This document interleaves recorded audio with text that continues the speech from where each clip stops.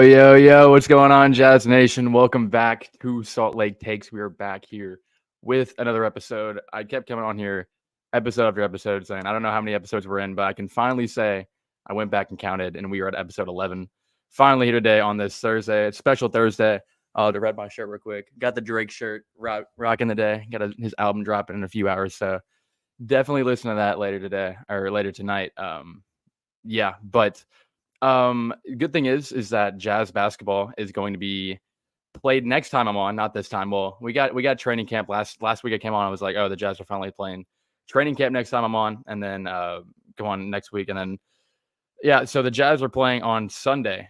Finally playing training camp and not playing training camp. They're finally playing preseason, which is what we've been waiting for months on end now. We've done 10 or 11 episodes of this, and we haven't seen any Jazz basketball being played. So now we're finally able to actually watch how this team has actually been built and see what there actually is to, look at with this roster. Because and there's been a lot of talk throughout the offseason of like how much talent or how much potential this roster really has with all of their young talent, but we haven't seen it in action, and now we finally get the chance to do that.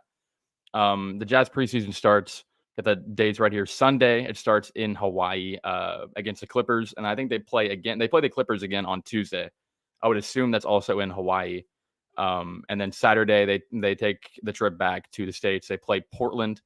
I didn't write down if those home or away, but they'll play Portland, and then on Thursday, that next Thursday, so the 19th, they'll be playing Sacramento. So that's 4 games to prepare for the season, as well as so you get Sacramento at the very end of it, and you play them in the regular season for your first game on the 25th. So the season's going to start creeping up here. We got less than 3 weeks to go until the actual games that matter end up getting played. But right now we're dealing with, just a casual preseason, just a few games to get under your belt to see how things are working. And it should be a pretty telling time for the Jazz, especially because you look at a team like, let's go like with the Lakers, for example. You already know what you're getting with them. You have a veteran talent, a proven talent.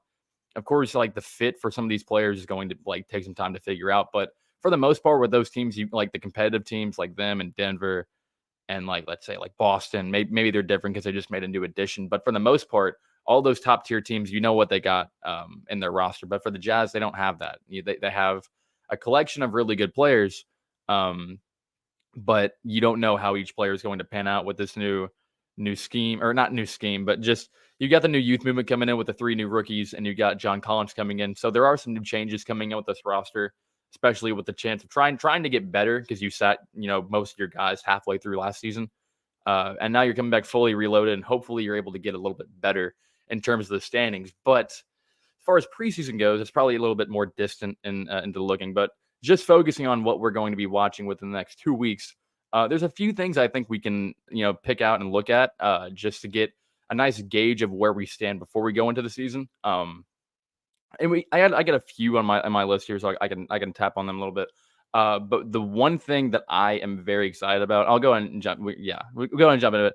The one thing I'm super excited about, especially as we go into these first 4 games of the preseason, is going to be how these rookies are going to be involved. All 3 of them, a little bit different from all 3, a little bit of a different, gauge from all 3 of them. They're all 3 at different levels, I would say. So first of all, how will they be, played early on? So because you have 3 rookies, you have all drafted in the first round.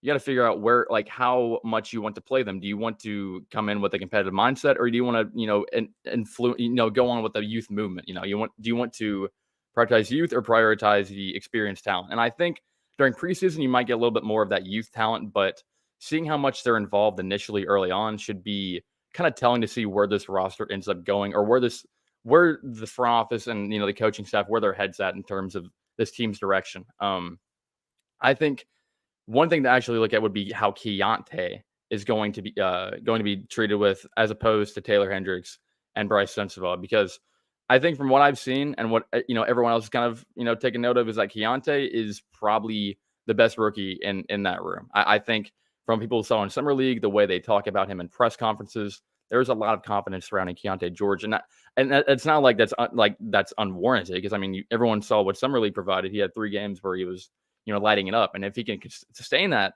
type of production just a little bit going into the regular season, he's going to be the guy you want to build on with this young roster. But seeing how the coaching staff will divide the minutes between like a guy like Keontae and Hendricks and Bryce will be really interesting to me because you drafted Bryce later on, but for Hendricks, I mean, he was a top 10 pick. How much are you going to emphasize playing him over a guy like Keontae, who was a little bit, drafted later on, but he's shown a lot initially. We didn't see anything from Hendricks because he was, out in summer camp. But I think it was, I forget what the injury was, but it was something minor. He's back now, but I think seeing how they're both initially implemented will be a telling sign of how they're actually viewed in the building. Because if you see Keontae coming in and getting 25, 30 minutes a night initially, and you have Kendricks, coming off the bench, playing a bench role, kind of playing his way into the rotation, it's going to be it'll be interesting to see how that talent really stacks up. And for Keontae especially, who are they going to pair him with, in that backcourt? Because you heard, I don't know if anyone tapped into the press conference that Will Hardy had, but he talked a lot about the pairs that he could work with this backcourt, because you have a lot of guys clearly that are going to be solid rotational pieces, but will they be as good as a fit with this roster? Because you're lacking that playmaking, like the Jazz have been across the past couple of months. They haven't gone out and got it, but I mean, you have enough talent in that guard rotation. You have Jordan Clarkson that you could pair with Keontae, which, I mean, that would be interesting. But I think fit wise, that's a lot, offensive production, not much on the defensive side. I think you'd want to have more of a balance in that backcourt. So maybe a guy like Taylor Horton Tucker with his size could be a better fit with Keontae. Chris Dunn, if you wanted to, run a little bit of a smaller lineup, would work well. Especially Ochai Agbaji would probably be the guy you'd want to look at, as long as Keontae can create his own offense and you can rely on, like a 3-and-D type of guy to, can play his role and not have too much of a dominant offensive role. That would be nice, as long as Keontae can hold up on that end of the floor. And I think he could. I mean, from all the signs we've heard at this point, everything looks positive and going in that direction as far as progression goes. But yeah, seeing how the pairs that Will Hardy was touching on actually come to form, I think will be pretty interesting. But especially, you have the backcourt that's his entire thing, and you have the front court with Taylor Hendricks, and how will he utilize and what pairs and what lineups will he use Taylor Hendricks in? Because you're going to have Lauri Markkanen and John Collins and Walker Kessler that can all, I think, work with him. But what is going to be, and Kelly Olynyk as well. I think all four of them have pretty complementary skill sets if utilized in the right way to fit with a guy like Taylor Hendricks. But exactly what will Hardy draw up initially in preseason? Because you look at a team like the Clippers, they might not have the biggest lineup. They might run a little bit smaller with Kawhi and Paul George in their front court with like Zubac. So would you want to emphasize size and put in Hendricks at the 3 maybe, and have like Markkanen and Kessler in that 4 and 5 range? Or do you want to go a little bit smaller, put him at the 4, maybe even Bryce at the 3 if you want to get a little bit younger, or Agbaji? Depends on how Will Hardy has it drawn up, or how he's planning things to go. From the signs that we saw last season, he loves that big lengthy lineup. So you have like, it might not be a Olynyk again this year, but you have a guy like Markkanen in there. You could even put in Hendricks at that 4 spot, or Collins, and then Kessler. But again, trying to find the right place for Hendricks is going to be important, because you don't want to go in and stunt the growth of your rookie just that early because you want to, play John Collins or something like that. So getting Hendricks involved will be very, very important, but it'll be interesting to see in which way that's being done. I think also, touch on both the rookies. Might as well go on Bryce Sensabaugh as well. See how he actually fits in the rotation, because the talent is going to be there. Because I think everyone knows that Bryce Sensabaugh he's an NBA type of guy that's going to come in and provide nice scoring clip. He can be pretty efficient on that end, probably, and just be a high volume scorer like he was in college. He could probably do that on the next level, but how will he find that role on this team? Because you have so many mouths to feed, whether it be, with your other 2 rookies, or a guy like Markkanen, or getting Kessler more opportunities, or getting John Collins involved, or getting Colin Sexton involved. Like, there is a lot of moving pieces on this team needing to get, wanting touches. So how quickly will that come for a guy like Bryce Sensabaugh that's heavily dependent on that? I'm not quite sure how quickly that comes, because you also have 2 other guys that are also rookies, probably a little bit better than him at this point in their career, but Is Bryce going to be someone that's going to be in the G League to start off? Like, will he be like Ochai and kind of work his way into the rotation, or will he be an instant fit? I don't know. I'd like to see. For me, I think it would be nice to win games, but with the current state of the Western Conference and how competitive it is, I would lean a little bit more into the youth than some might say. So getting Bryce involved early and getting him those touches and those shots early, I think can only help his development really. And same with Keontae and Hendricks. You want to get these young guys to develop as quickly as possible, especially in a position like the Magic, or not the Magic, the Jazz are in. I don't know where the Magic came from, but yeah, you want to be able to get them involved early. But how will that end up happening, or will it happen early in the preseason? That's why I think going through this preseason, seeing how these rookies are actually utilized will be a big part in how this entire preseason run is going, because it's going to tell what direction this team is going to be leading. Are they going to be? I think you're not going to get all your answers in preseason. Even Hardy and Zanuck said that in their press conference, but I think emphasizing that young talent is going to be very, very important. That's enough on the rookies. Onto another topic that I think is going to be very interesting early on in the season is how John Collins ends up meshing with his new roster. In his opening presser, he sounded pretty excited to get a new opportunity with some selfless guys, it seems. And so that, I think coming in, you have Collins, who looks a little bit more energized and a little bit more motivated to come in and be a contributing piece to this roster and be pretty impactful at that. But it comes down to how well this rotation is able to work around his skill set. Because he is he has been a 2010 guy earlier on in his career, and you'll hear a lot of fans be like, "Oh, he has hit 20 and 10, so he could do it again." And I don't think that's really the case here with this scenario. But I think a scenario that could happen is he gets back to like 15 and 8, and becomes a solid rotational piece. Maybe not even a starter. Maybe he ends up falling out, and they put in Hendricks, and they bring up Collins at the bench. I've been an advocate of that since they got Collins, because the one thing that sticks out about John Collins, as good as he may be at the rim, being a lob threat, is going to be his shooting. His shooting will be one. And also, I saw another note. It would be another thing to look at for Collins is just how he's going to work without a primary playmaker. That's a great point. He's had Trae Young his entire career to feed him lobs and feed him looks at the basket pretty routinely. I mean, Trae Young's one of the best passers in the league when it comes to things like it shows, because he has a guy like John Collins and Clint Capella and lob threats in there. So, and he averages 11 assists a game. So he's one of the best passers in the league. But now you take that away from John Collins. How will that translate in this Utah team that has nothing close to that? Would a 3-guard, let's read Ozwaki Andrew here. Would a 3-guard lineup be possible, and will that benefit Collins or minimize his impact? It could be possible. I think it depends on how hard he wants to run a system, because you did see that 3 big lineup come in rather than the 3 guards come in. The Jazz have all of the the collection of guards to make that happen. I could see a lineup of, like, if you want to play smaller, you throw in like Keontae and Jordan Clarkson or Ochai in there, all 3 of those, and that could probably work. And then having a little bit more of that facility, maybe a little bit more of that playmaking, a little bit increase than from what you can find with like Markkanen in it there, the 3. You could probably find some benefit in that. I don't know though, because if you drafted a guy like Taylor Hendricks and you have Lauri Markkanen on your roster, I think those 2 are going to be very heavy components of this rotation, and finding a route for Collins to actually fit in there. I don't know if that's going to be as easy as it would be as meshing him into a 3 big lineup like this team likes to do. But yeah, let's see, where was I at? I got kind of lost in that.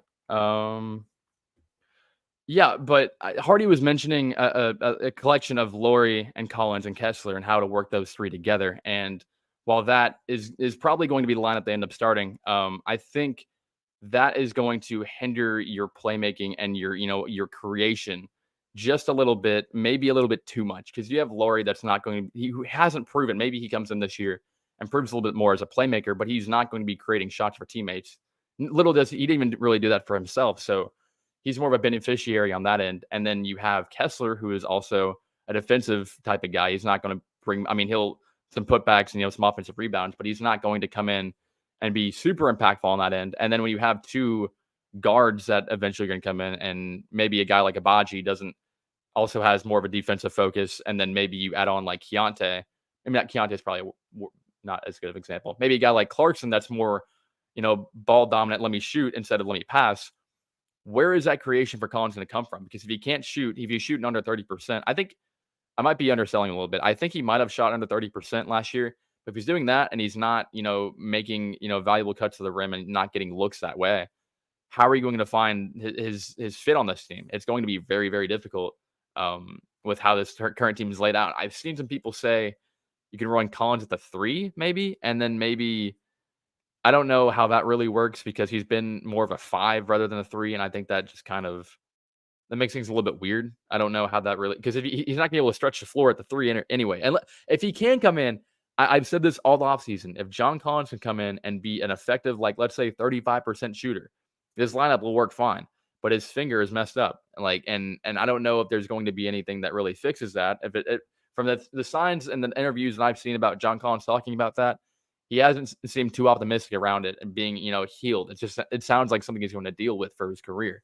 So if he's not going to be able to shoot the rock like that, and he can't really, finish at the rim with a high level playmaker, what is his impact on this team? Like he's not that elite of a defender. And this sounds like I hate John Collins. I don't. I think I actually really like John Collins. He's a beast on 2K. I'm a big John Collins user on 2K, but with this roster, and if Keontae can come in, it depends on the playmaking that this roster can have and how this backcourt can mesh with a guy like Collins. Because like if Keontae comes in and proves that he can be a lead point guard in an offense, maybe the Jazz don't really want to call it point guard and just call it, two guards. But if he's able to come in and, distribute at that high level, that's going to be huge for Collins and huge for him actually coming in and being an impactful and lasting piece for this team. And for the Jazz, you'd want to put him in the best scenario possible, regardless of him, because even if it's not going to be, if he's not a long-term fit on this team, you'd want him to, raise his trade value and prove that he can be like a malleable piece into many different offenses. So it depends on how much he's willing to adapt into this offense and how much he can provide. Maybe he can. I don't know how much Collins is creating his own shot either. You have a big front court that is heavily reliant on playmaking, and you don't have a backcourt that really fits that. So it creates an interesting dynamic. But yeah, that's just a bit interesting for me. But yeah, on past John Collins, it's a little bit. I don't want to make it seem like I hate John Collins. I think he actually, if they use him right, he can be really, really good for this team. But it just depends on how well the coaching staff and Collins adapt to each other. Because I mean, that's all it comes down to. Next on what you could look at looking into Jazz preseason, it's probably an obvious one. I won't probably touch on this too much. It's how Lauri Markkanen's kind of progressed going into year 2. It's a full offseason under Will Hardy. And this Jazz team, I don't know how much really like dedication and work he's put in this summer because he was halfway across overseas in Finland doing military stuff. But it at least gives you a little bit more familiarity coming into year 2 with Will Hardy, with this team. Not the complete same, but I think you should expect similar production from Lauri this year. But will he improve? How much will he get better is the question. And can he really develop into that lead role that this team is expecting him to come into before this season actually gets? Oh, I realized this was just chilling on. All right, my bad. But yeah, how well will he be able to lead this team going into his second year? Because a lot of people are going to call Lauri not a number 1 option, more of a number 2 type of guy. But he can change that narrative this year. I've said that Lauri has all the tools. If he can stay healthy, that's a big thing. If he can stay healthy, he has a lot of the tools needed to become a superstar player. And I don't know if he's going to become that ever. But if you're a 7-foot, 3-level scorer that can, score efficiently at all 3 levels and has the versatility and height to match up with multiple positions on defense, that's what you want in a modern forward. I mean, that's ideal. But it does come down to his two-way ability, how well he's able to, put both things together on both ends of the floor, and also his ability to, create plays and be an offensive initiator rather than, being a guy that's more catch and shoot like he's been most of his career. And I think that leadership that he's harped on and Will Hardy has talked about is going to be important to actually find that and find that rhythm in the offense. But It'll be interesting because you have so many other moving pieces on this roster. How will Lauri develop into that and grow if there's also other pieces, vital pieces of the team like Hendricks and Keontae George and Walker Kessler? Will he be able to grow as well and kind of exponentially in the way you want him to? And how many? This is probably talking more of this is. I'm kind of speaking more on like grand season scheme, but this should be more about preseason. But how many minutes will Lauri get in the preseason? How much will they divide, um, young talent and existing talent that's probably going to get heavy minutes in the regular season? Do you want to develop that later on in the season, get that chemistry going then, or do you want to get the young talent on the floor early? So will Markkanen get a heavy chunk of the minutes early on, or will he be kind of introduced? I think you kind of know what you get with a guy like Markkanen unless there's some drastic change like he had last offseason, unless you want to showcase that a little bit. I don't expect much to change on how much Markin is going to be producing. You'd hope he can be a little bit more aggressive on ball and, produce a little bit more as a playmaker. And because if Lauri can come in and be an improved playmaker and actually, have the offense run through him rather than someone like Mike Conley, like it did last season, that's going to open up this offense and the versatility that this lineup can have so much. Like, let's say, like, if Lauri Markkanen was like a 5 assist guy, let's say, dude, he'd probably be a top 20, top 15 player in the league. Like, he'd be bordering that because he's actually able to be a focal point of an offense rather than a guy that is going to be viewed as an elite number 2, like a lot of people do. Is there a starting spot up for grabs, or is it set regardless of preseason play? I think the guard positions are probably uh yeah, I think point guard's probably your one that you're gonna eye at being a potential fluctuation. I think you'll probably expect Clarkson to be somewhere in there. I don't know if it'll be the 1 or 2, but Clarkson will be in there, Markkanen will be in there, Kessler will be in there, and I would probably expect John Collins to be in there. Maybe Kelly Olynyk can come in and keep his spot. But it sounds like John Collins is gonna have a bigger role than people might expect. I'm not sure. That's a little foggier. I get that'll be answers on Sunday. Who will be started, but at point guard would probably be it. You got maybe Clarkson could come in there. Abaji might come in as a 2 and Clarkson as a 1, but you can get like Colin Sexton, Keontae might be able to play his role in there or play his way in there. But there's probably some fluctuation that's able to happen, but might be in like 1 or 2 places. But yeah. Uh, but yeah, on like Lauri Markkanen, you're gonna get out of that. He's probably, I don't want to say his ceiling's been met, but what you're getting out of him. Absolutely, you're getting probably 25 and 8 a night, hopefully, for 60 games of the season at least. We want healthy Lauri Markkanen. He managed to do it last season. Can he do it again? That would be great. If Lauri gets hurt, I'm not. That's okay. That's no. We're moving on. Moving on. Our last topic that I think you can there's actually, I can say last, but there's probably about a dozen topics you can look at going into the season because probably about every player on the roster has a case for being a focal point of this team moving forward. Not even just more of a key piece, not focal point. But yeah, I think looking at who. Actually, that was my next question, or next thing to touch on was something about for this. Who will be the lead guard of this group? Who's going to be the guy that takes charge and be the guy, like taking the ball off the floor, making the the primary ball handling plays. Who's going to be the guy to take that role? I think you would probably lean Clarkson at least earlier on in the year because he's kind of been that throughout his career, been the guy to kind of make plays, be a 20-point per game scorer. And while he might not be that with such a loaded roster, or not, I don't want to call it loaded, just a deeper roster. Maybe not expect that much volume through Clarkson this year, but at least bringing him in as a veteran and being able to control the offense and the pace might be the direction this team is going. At least early on in the year, you could expect it. Like if Keontae comes in and balls out, like if he comes in as like Donovan Mitchell. I don't want to keep making the comparison between the two, but it's easy to do. Like you can see a starting spot and make him, run the offense through him. But it also sounds like the Jazz don't really want to do that, run an offense through one player, because they did that with Mike Conley last year, and it kind of became too reliant on one player. So the Jazz have a focus to spread their responsibility throughout all 5 players on the floor, but that doesn't change the fact that you're probably going to need a lead guard to, run this offense like any other team does. Who will that be? It's probably going to come down to Clarkson or George. It just depends on how well George ends up playing early on.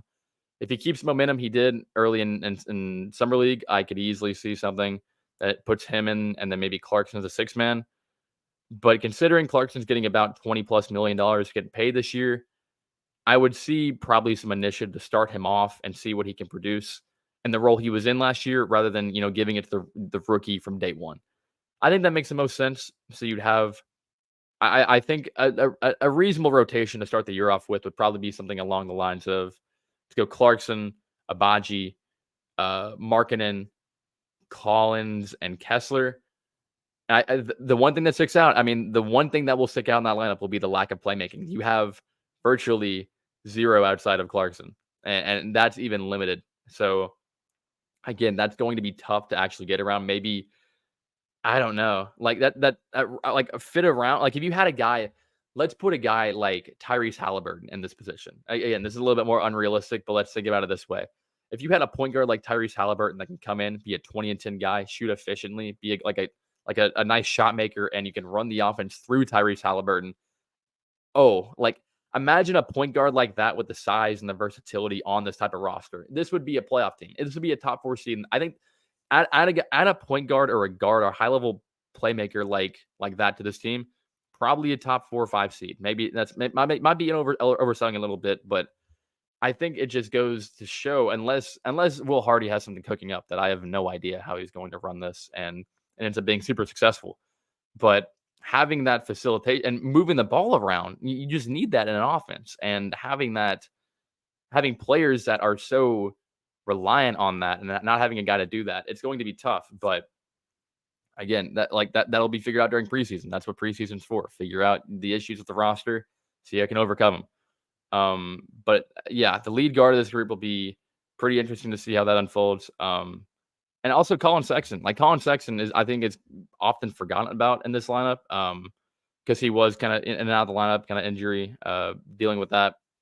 But if he comes back fully healthy, it's the same stuff as Collins. I think Colin Sexton is almost like the guard version of John Collins. Like he's had success earlier on in his career. He can be like Colin Sexton was like a 25 point per game scorer at one point in his career. So he could put up the numbers, but can he get back to that? Is he going to be fully healthy? Is the fit going to be there? Like there is, yeah. I mean, like it could be. It could be there for Sexton, but at the end of the day, it comes down to opportunity. If you're trying to grow someone like Keontae George in there and keeping Jordan Clarkson involved, not to mention the other 3-4 guys down the rotation that could get minutes there, like what is going to be there for Sexton to really like 100% like flourish in this team like you want him to do. It's the same type of thing with Collins. In the right situation, I could see it happening. But there's just so many people to feed on this team. And that's what makes it so interesting as we head into preseason, because it just kind of figures out where everyone lies in the food chain. Because I think we have a general idea. I think fans kind of know that like it's Lauri's team. You have Kessler kind of coming in there and being like the number 2 guy. And you have veterans around the team like Clarkson and Collins and then some young guys. But seeing how it all shakes out is going to be, just that's what preseason's for. And be super interesting time to watch, starting off on Sunday. But yeah, I think that's pretty much the gist of it. I mean, just there's a lot to look at going into the preseason. Like of course you're not like these games at the end of the day don't really matter in the record books, but like it's fun to just be able to see the team take the court again. Like we saw them in April last time, and it's October now, so nice to actually see them on the floor again. For a team in the West that has more quality depth than the Jazz. Let's think about this. I'm pulling up the team, so I'm not gonna sit here thinking about it. Okay, we're not typing. On my head, it's hard to think about any team that really has it better depth wise than the Jazz. But I mean, Denver lost a little bit. No. Minnesota, no. Oklahoma City, maybe. OKC has some young talent. I could see OKC stacking up with them. Portland, I wouldn't put them there yet, but they're building something a little bit. They're building something nice there. I wouldn't take any team in the Pacific at all. And then Spurs, no. Pelicans have a little bit. again, top to bottom, it's hard to find. The Rockets have good depth. I would. It's more finding that depth in the West is probably more of finding enticing young talent that could grow into a more substantial role. It comes down to like that youth that a team like Houston has and OKC has because they have a lot of potential guys who can come in and highly touted prospects, but are they going to be able to put it together on the NBA level? I think this Jazz core is a little bit more proven than that. So I could say I'll say confidently top 3. I don't know if I can put them up there as number 1. But they are definitely a team out there that has a lot of depth that teams do not have, and that'll be very important come time for the trade deadline and when teams are actually reloading. And the Jazz aren't as competitive as people really expect them to be. As like they fall to like 11, 12, 13 seed like they were last year towards the end of last year. You could easily see some of these guys getting moved for a pick or expiring contract and some draft capital. Like it's very possible just because the Jazz have that much and that much talent on hand, and you just deal them off and then play your young talent a bit more, like any other team would do. And the same situation as the Jazz, and it's not a bad situation to be in. I think there's a lot of teams out there that are worse positions than the Jazz. Even if the Jazz aren't going to come in and be a lock to make the playoffs, they're heading in the right direction. But yeah, I think that's probably about all I got for everyone tonight. It'll be fun coming on next week when basketball has actually been played and we can talk about the game and see what we saw from then and see how all this stacks up with what we saw. So make sure you tune in next week to see how the games unfold. I think it'll just be the two Clippers games. So we see how they match up against the Clippers, and then look ahead to the Portland the next week. But that is all I got for everyone today. If you like what you saw, make sure you subscribe to the Frozen Rope on YouTube. Make sure you follow us on Twitter and Facebook. Follow me at Jared Cook NBA on Twitter. And we'll be back same time next week at 7 Eastern time, 6 Central time, 5 Mountain time, 4 Pacific time. But yeah, that's all I got for today. Appreciate everyone for showing out. Make sure you tune in next week. And that's all I got. Appreciate y'all. See you.